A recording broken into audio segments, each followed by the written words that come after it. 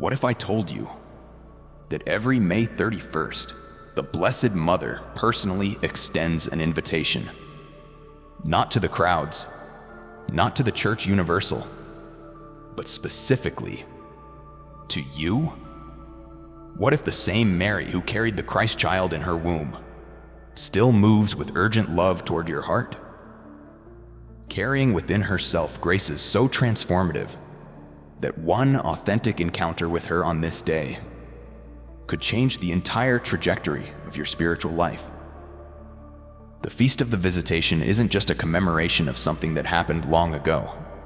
It's a mystical doorway that opens every year, inviting you into a personal relationship with the Mother of God that most souls never discover. And here's the tragedy. While Mary comes running toward us with the same haste she showed to Elizabeth, most of us are so distracted by the noise of our spiritual poverty that we miss the whisper of her approaching footsteps. I'm Thaddeus Marrow, and 20 years ago, May 31st was just another date on my calendar. I was one of those Catholics who showed up for the big feasts, but treated the smaller celebrations as optional extras. Then something happened during one feast of the Visitation that I can only describe as a mystical awakening. A moment when I realized that Mary's visitation to Elizabeth wasn't ancient history, but a living invitation that she extends to every soul, willing to open their heart's door.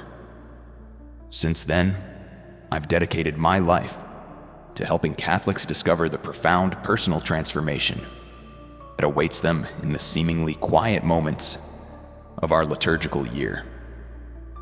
If you're someone who prefers to skip directly to the practices that will open your heart to Mary's personal invitation on May 31st, you'll find timestamps in the description below.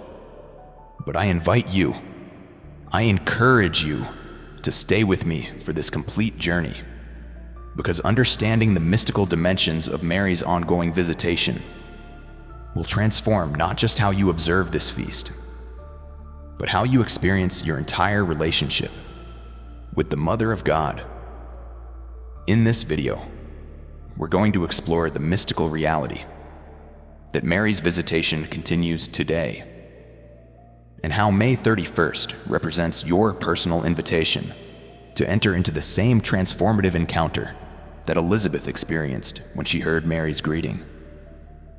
You'll discover how to cultivate the interior dispositions that make your heart a place where Mary delights to dwell, why this feast can heal the spiritual wounds that have been blocking your intimacy with God, and the specific practices that will help you move from being a distant admirer of Mary to becoming her intimate companion in bringing Christ to a world that desperately needs his presence. If you've watched our previous exploration, May 31st, the day the Blessed Mother visited, and why she's coming again, you already understand the historical and prophetic significance of Mary's journey to Elizabeth. Today, we're diving into the mystical reality that this visitation continues in your personal spiritual life, and how May 31st can become the anniversary of your own spiritual awakening. What you experience on May 31st through embracing Mary's personal invitation will prepare your soul for what's coming next. June 1st, the rosary that summons the fire of Pentecost. Pray before it's too late, because Mary's visitation to your heart isn't meant to be a quiet, private moment. It's meant to kindle within you the same fire that will explode into mission when Pentecost arrives. The personal invitation Mary extends on May 31st. The liturgical calendar of the Catholic Church often presents profound spiritual opportunities that, while seemingly quiet, hold immense significance for the personal spiritual journey of each faithful soul. The Feast of the Visitation, celebrated annually on May 31st, stands as one of these pivotal moments where heaven extends a deeply personal invitation to intimate encounter. Far from being merely a historical remembrance, this feast serves as a mystical doorway through which the Blessed Mother continues to visit individual hearts, carrying within herself the same transformative presence that caused John the Baptist to leap with joy in Elizabeth's womb. When we contemplate Mary's journey to Elizabeth, we often focus on the external elements, the physical journey, the greeting, the Magnificat. But the Church teaches us that this encounter represents something far more intimate and ongoing. This was an event of salvation history and a profound theological act that established not just a pattern for the Church's mission, but a template for personal spiritual encounter. Elizabeth, representing the Old Testament, meets the New Testament through Mary's faith, and this same dynamic continues to unfold in the interior life of every soul that opens itself to Mary's maternal care. The mystical reality is this: Mary continues to move in haste toward hearts that are prepared to receive her. Her original journey was characterized by what spiritual writers call a deliberate speed and an urgency of love. And this same urgency continues to characterize her approach to souls today. When the Church celebrates May 31st, it's not merely remembering Mary's historical visit to Elizabeth.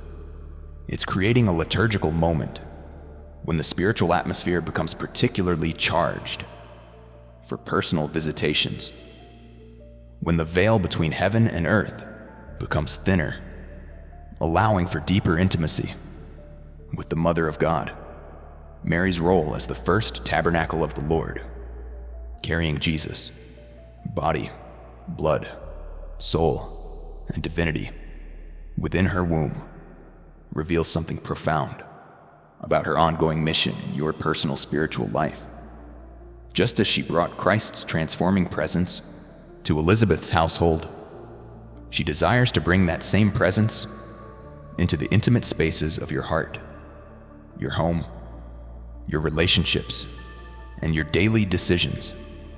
The encounter with Elizabeth is seen as the first type of domestic church, implying that your personal relationship with Mary can transform your interior life into a sanctuary where Christ's presence is experienced and shared.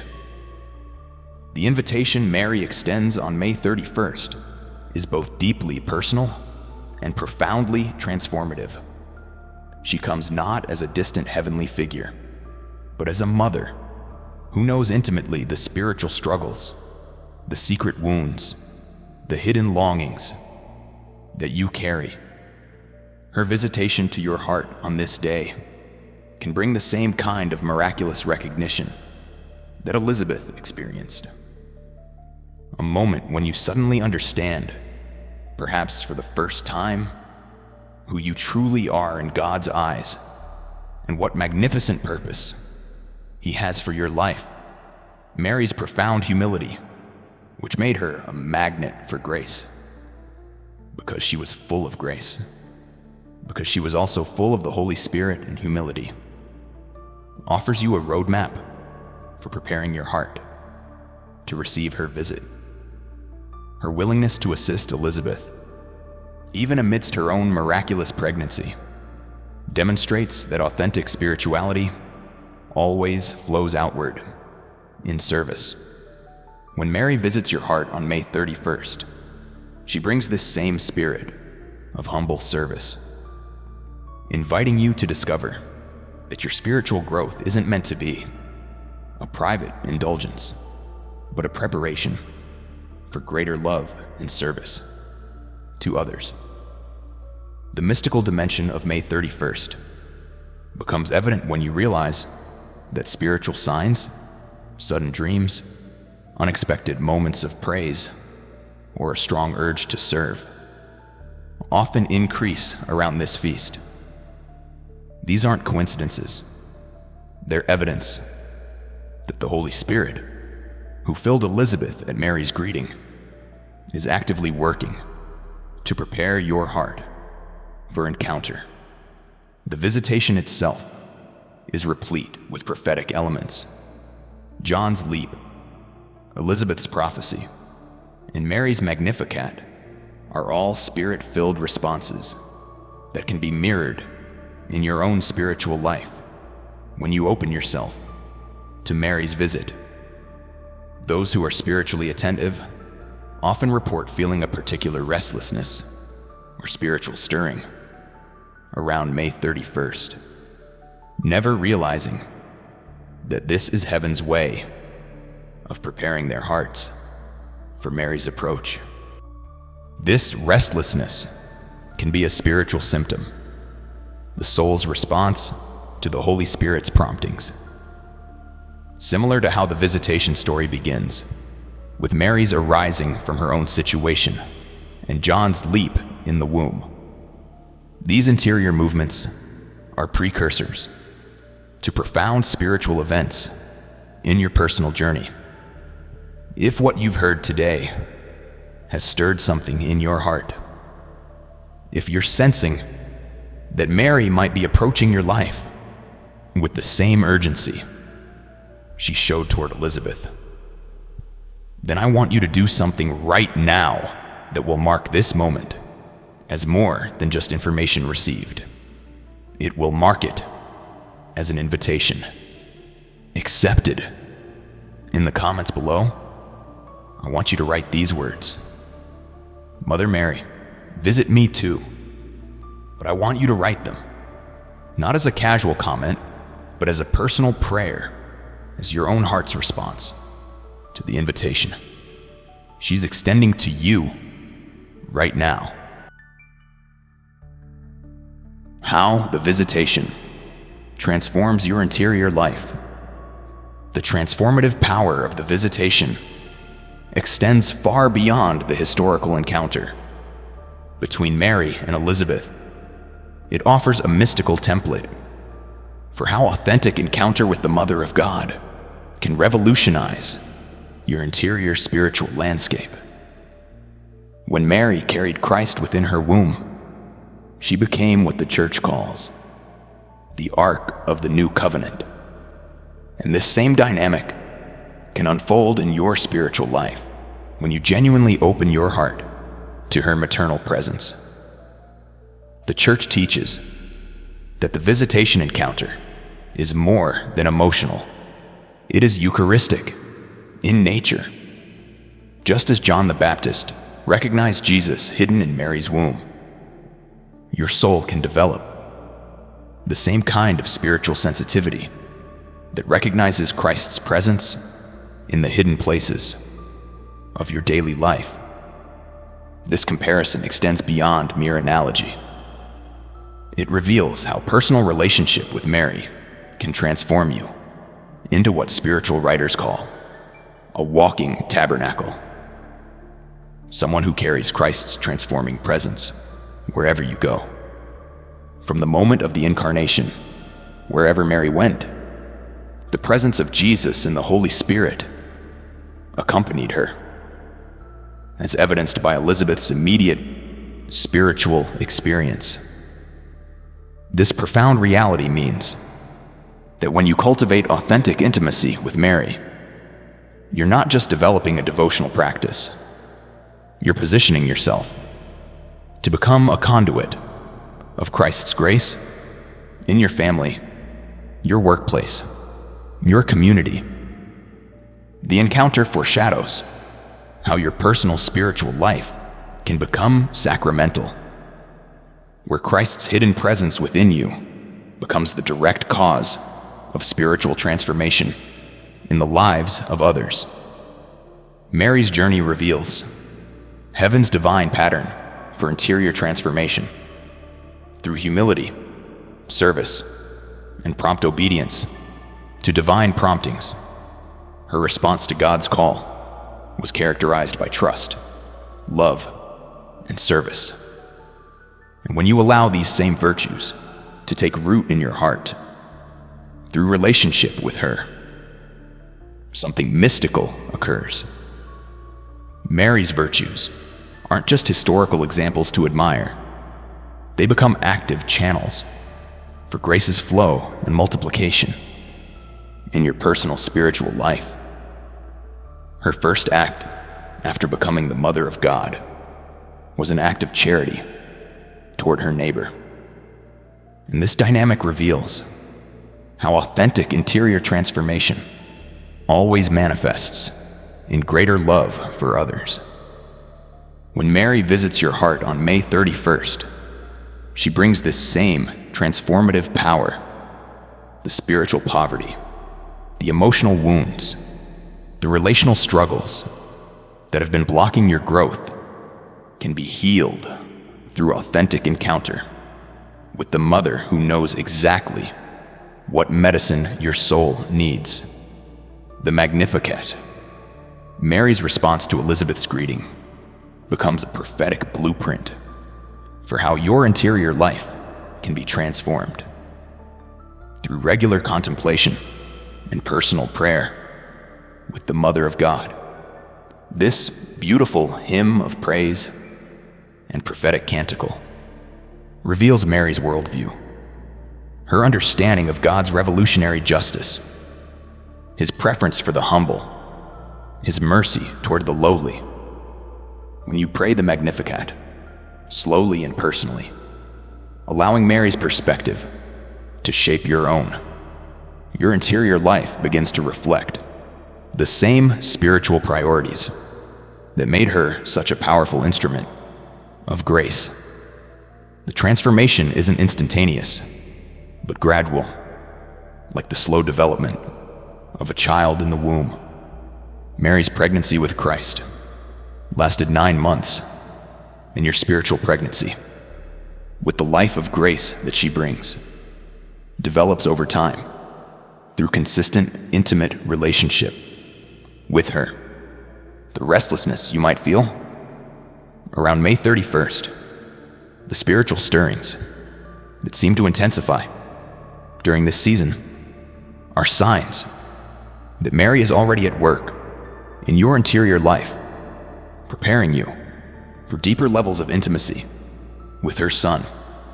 Those who cultivate this personal relationship with Mary often discover that their capacity for recognizing God's presence in ordinary moments expands dramatically. The same sensitivity that allowed Elizabeth to recognize Christ's presence in Mary's womb develops in souls who regularly invite Mary into their daily experiences. You begin to notice divine promptings that you previously missed, to recognize spiritual opportunities that were always there but remained hidden from your spiritually cluttered vision. The healing dimension of Mary's visitation becomes particularly evident in how she addresses the spiritual wounds that have been hindering your growth. Many Catholics carry hidden shame about their spiritual failures, secret discouragement about their lack of progress, or deep wounds from religious experiences that have left them feeling distant from God. Mary's maternal presence brings exactly the kind of gentle healing that these wounds require. Her humility creates a safe space where your own spiritual poverty can be acknowledged without shame, where your failures can be brought into the light without condemnation. Living as Mary's companion in modern times. The ultimate goal of embracing Mary's visitation on May 31st isn't to have a beautiful spiritual experience that fades with time. It's to enter into an ongoing companionship with the Mother of God that transforms you into an agent of her continued visitation in the modern world. The Church teaches that Mary still visits those who spiritually open their homes, just as Elizabeth did, through humility, praise, and readiness. This isn't metaphorical language. It's a mystical reality that saints throughout the centuries have testified to experiencing. Living as Mary's companion means understanding that her visitation to Elizabeth was fundamentally a sending, not just a showing. May 31st is intended to be a launch pad for renewed spiritual activity, not a soft feast for passive observance. Mary's journey was a mission of charity and a model for evangelization. And when you authentically receive her visit to your heart, you inevitably become part of her ongoing mission to bring Christ to souls who are waiting in their own forms of spiritual pregnancy. The practical dimensions of this companionship begin with the recognition that Mary continues to move in haste toward hearts and situations that need Christ's presence. When you live as her companion, you develop the same spiritual sensitivity that moved her to visit Elizabeth. The ability to recognize when someone in your sphere of influence is experiencing their own spiritual pregnancy, their own season of waiting for God's promises to be fulfilled. You become someone who brings the presence of Christ to others through acts of love and service, just as Mary brought Christ's presence to Elizabeth. Saints teach that Mary's intercessory role as mediatrix of all graces means that she continues to actively work in the lives of those who welcome her presence. Living as her companion means creating regular opportunities for her to exercise this maternal care in your life through consistent prayer, frequent consecration of your plans and decisions to her guidance, and the cultivation of the same virtues that made her such a powerful instrument of grace. The practice of beginning each day with a prayer of spiritual visitation, inviting Mary into your heart, your home, and your plans, transforms ordinary time into opportunities for encounter. To welcome Mary is the way to receive Jesus, the Holy Spirit. And this welcome isn't a one-time event, but a daily renewal of relationship. By consciously invoking Mary's maternal mediation, you actively open yourself to the same dynamic that transformed Elizabeth's household, the dynamic of grace, meeting readiness, of divine presence, encountering humble receptivity.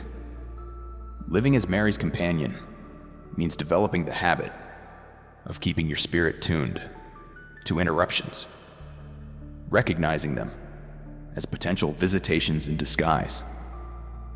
Mary's haste to Elizabeth was an interruption of her own plans.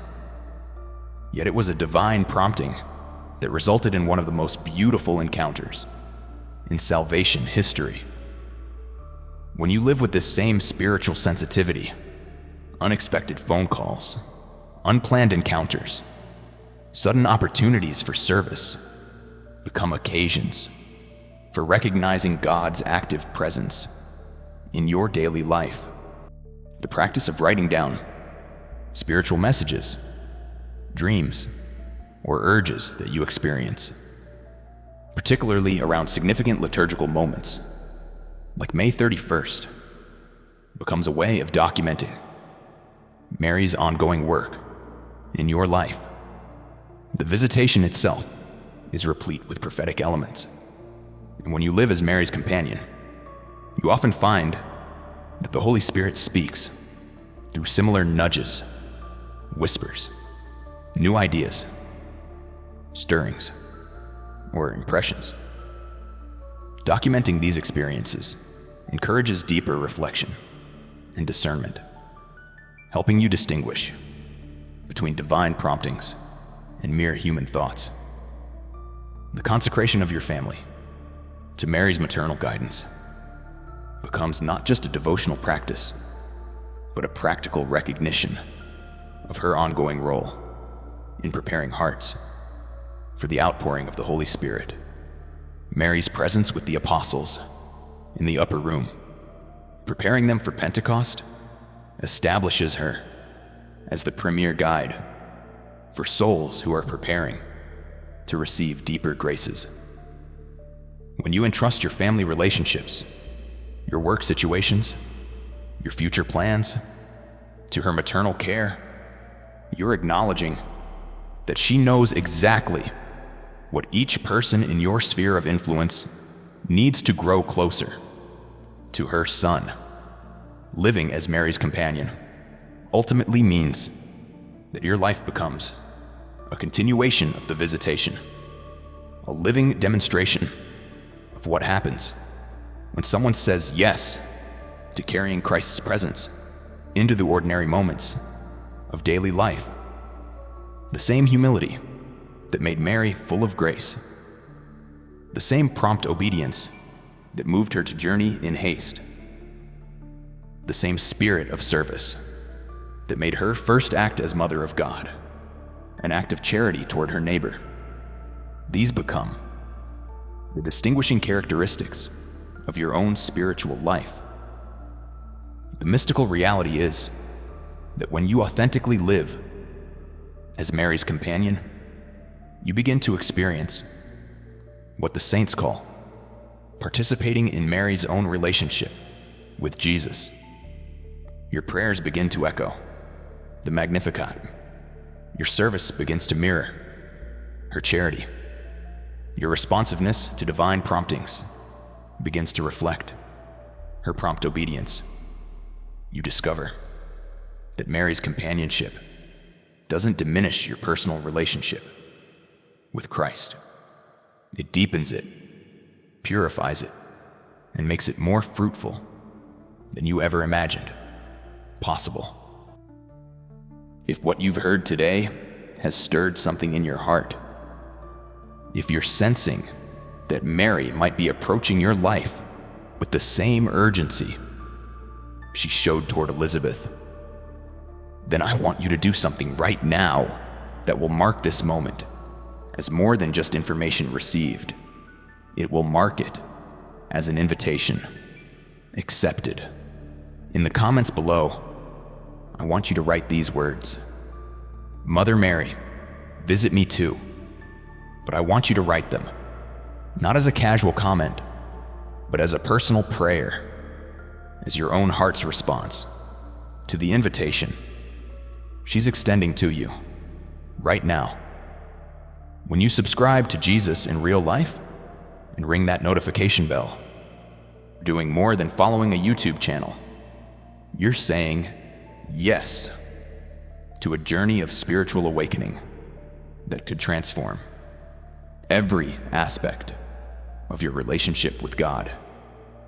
Every video we create is designed to help souls like yours discover the profound personal encounters with the divine that are waiting in the liturgical seasons most Catholics overlook. But here's where your yes becomes active. Share this video with someone who you sense might be in their own season of spiritual pregnancy. Someone who might be waiting for God's promises to be fulfilled in their life. Maybe it's someone in your prayer group who's been struggling with spiritual dryness, or a family member who's been distant from the faith, or a friend who's been searching for something deeper. Your sharing of this message might be exactly the visitation that person needs right now. If you haven't yet experienced our foundational exploration, May 31st, the day the Blessed Mother visited and why she's coming again, watch it next. It will give you the historical and theological foundation that will enrich everything you've learned today about Mary's personal invitation to intimacy, and prepare your heart for what's coming. June 1st, the rosary that summons the fire of Pentecost, Pray before it's too late.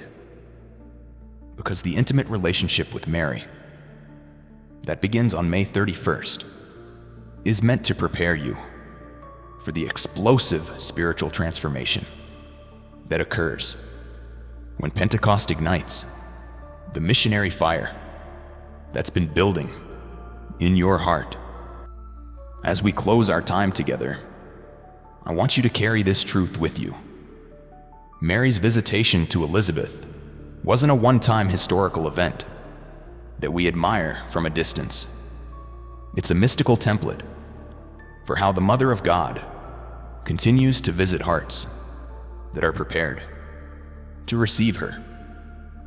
The same Mary who carried Christ in her womb over 2,000 years ago is moving toward your heart right now, carrying within herself graces that are specifically designed for your spiritual needs, your personal struggles, your unique calling.